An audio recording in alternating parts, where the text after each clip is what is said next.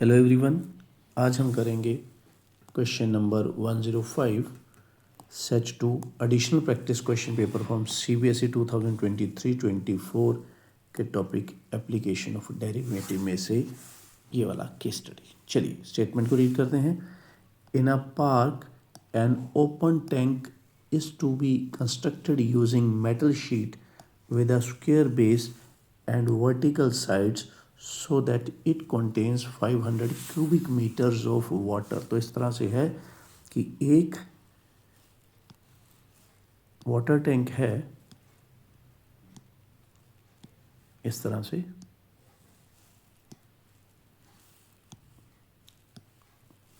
और एक बात का आपने स्पेशल ध्यान रखना है, भी क्या है, ओपन है।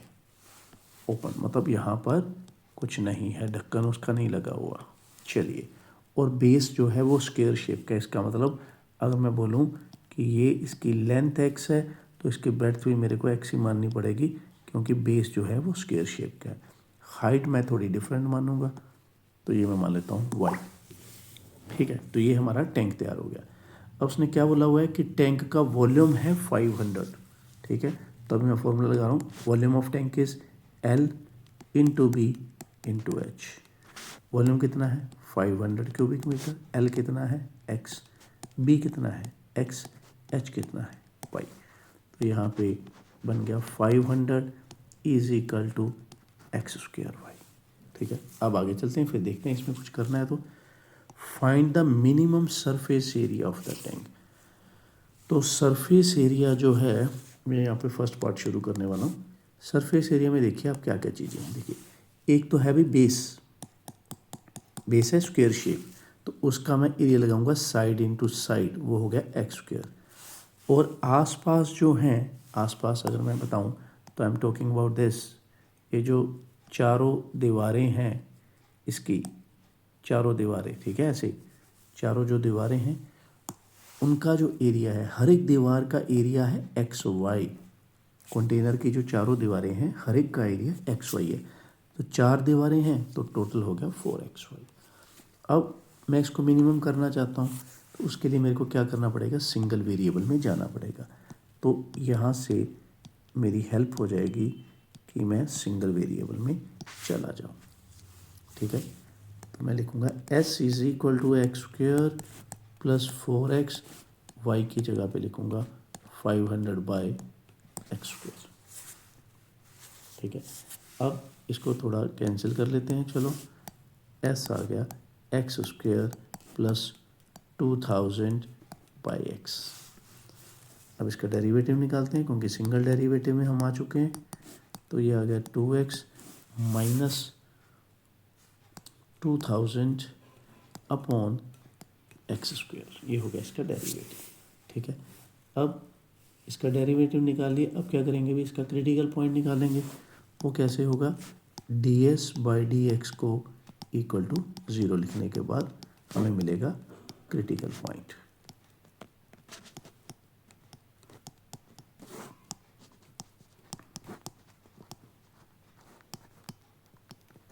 टू को आप यहाँ से काट लो, ये आ गया 1000, एक्स स्क्वायर को इधर मल्टीप्लाई कर दो, ये हो गया x cube is equal to 1000, और फिर एक्स कितना है भाई 10 मीटर, क्योंकि यूनिट सिस्टम हमारा चल रहा है मीटर्स में। चलिए, तो ये क्रिटिकल पॉइंट आ गया। अब क्या करेंगे, डबल डेरिवेटिव से जांच करवाएंगे मिनिमम की। ठीक है, डबल डेरिवेटिव कहाँ से करें, यहाँ से। ठीक है, 2 plus 2 by x cube into 2000,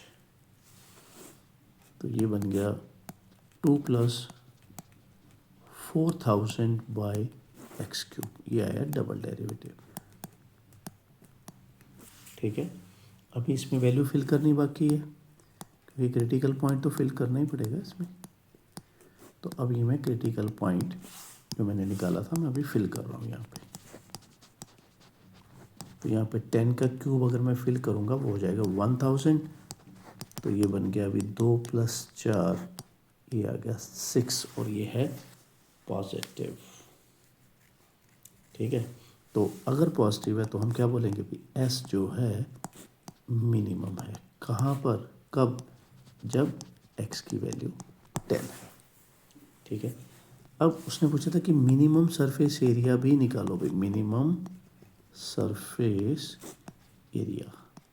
तो मैं ये वाली वैल्यू फिल करूँगा यहाँ पर। ठीक है, थोड़ा आपने ध्यान रखना, यहाँ पर x की वैल्यू में 10 फिल करूँगा तो क्या आएगा, 10 स्क्वेयर प्लस 2000/10, ये आ गया 100, ये आ गया 200, टोटल बना कितना 300 स्क्वायर मीटर्स। ठीक है, फर्स्ट पार्ट हमारा डन हो चुका है। अब आगे बढ़ते हैं। Find the percentage increase in volume of the tank if the size of square base of tank becomes twice and height remain same. अभी कंटेनर को वो दूसरी कुछ शेप देना चाहता है। ठीक है, क्या कह रहा है वो, आता हूँ अभी क्लियर करता हूँ कि क्या कहना चाहता है। देखिए, वो कह रहा है कि जो उसका बेस है ना भाई, बेस जो था वो स्क्वायर शेप था ना, उसको उसने कर दिया डबल। अब मैं आपको बताता हूँ क्या हमारे नए डायमेंशन होंगे।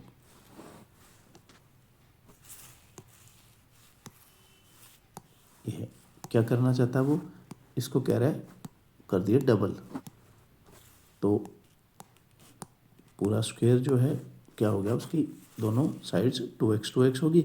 हाइट को उसने बोला हुआ है कि भी नहीं चेंज करना। तो ये है हमारा नया कंटेनर।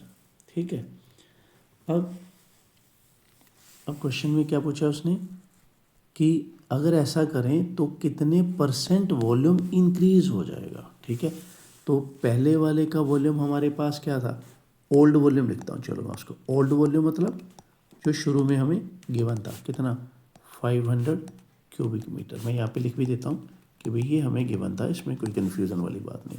अब न्यू वॉल्यूम निकालना है। पहले तो मैं एक्स वाई में बताता हूँ। देखिए ये है 2x L into B into H, और ये बना है न्यू वॉल्यूम। मगर हमारे पास क्या है अभी, x की वैल्यू है हमारे पास, तो हम क्या करेंगे, y की वैल्यू भी हम निकाल सकते हैं। जैसे कि यहाँ पर मैं बताता हूँ अभी आपको, जस्ट वेट।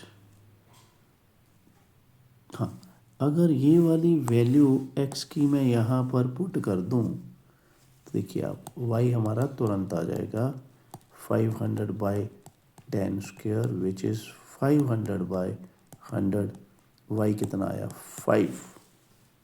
ठीक है अभी y कितना आया 5।